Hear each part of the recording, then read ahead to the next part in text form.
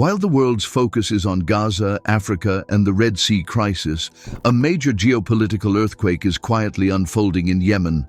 A simmering rivalry between Saudi Arabia's Mohammed bin Salman, also known as MBS, and the UAE's Mohammed bin Zayed, also known as MBZ, has escalated into a direct struggle for control over the entire southern and eastern half of Yemen. This conflict now poses a risk of dividing the country into two separate states, similar to what happened before 1990. According to local sources, Saudi Arabia deployed large military reinforcements on Sunday into the districts of Hadramaut province in eastern Yemen. These reinforcements included dozens of armored vehicles, forces arriving from the Sharura region, and movement through the strategic Al-Aba crossing. The deployment was made to strengthen the positions of the Saudi-backed Dera al-Watan forces. This sudden move came exactly as UAE-funded factions ramped up their presence in eastern Yemen, signaling that both MBS and MBZ are now engaged in a dangerous competition on Yemeni soil through armed proxies. Just days earlier, UAE-aligned forces captured the military camps of the Islah Party's first military zone in Wadi Hadramaut. What shocked observers was that they took full military equipment. There was no resistance, and the takeover looked coordinated rather than accidental. This raised immediate questions. How could a major military zone fall without a fight? Was there a secret understanding between Saudi and UAE forces? Or was this an outright humiliation for Riyadh?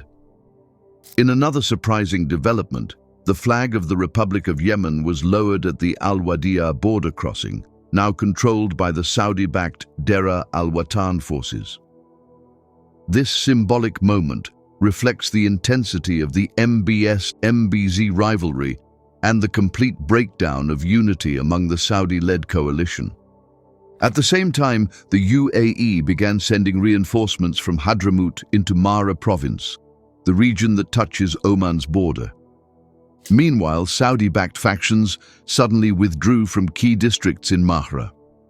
This withdrawal was systematic, unexplained, and suspiciously timed.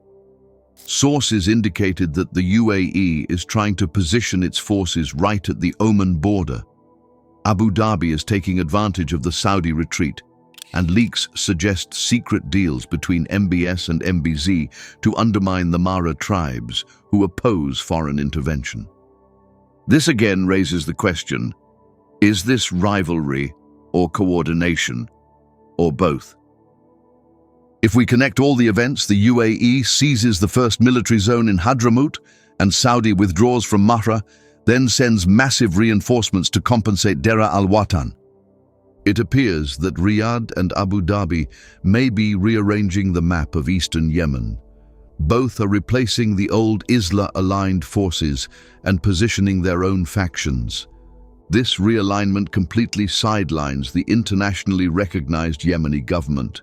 It appears that the Yemeni government is just watching helplessly what is taking place in its own country. The biggest shock came soon after.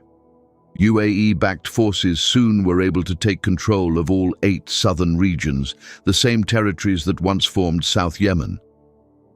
This is the first time since 1990 that one group has controlled the entire south. It means South Yemen can now realistically declare independence again. Yemen may be split back into 2 separate states. Oman closed the border at first, demanding the South Yemen flag be removed. But eventually, they had to reopen the border as the group's control became a reality. The UAE's victory is a painful blow for MBS. MBS withdrew from the presidential palace in Aden, evacuated the airport, lost influence in South Yemen's political institutions, and watched as UAE-backed forces seized Petromasila, the largest oil company in Yemen. Even Yemen's President Rashad al-Alimi has escaped to Riyadh, begging Western diplomats for help. For the first time in the Yemen war, Saudi Arabia is no longer the dominant outside power in the south, and the UAE now has the upper hand. MBZ is moving carefully, making sure his long-term influence is secure. But does it now act as a destabilizing force in the region? Will the UAE's rising power cause chaos in the Red Sea or Oman or on Saudi Arabia's borders? As usual, the Western powers are not trying to bring peace. They are simply protecting the oil routes, shipping lanes, and their own military foothold in the region. This is truly a very frightening situation. No one wants peace, and no one wants to back down from war. This new UAE's rise in Yemen could definitely spark a future Saudi-UAE confrontation.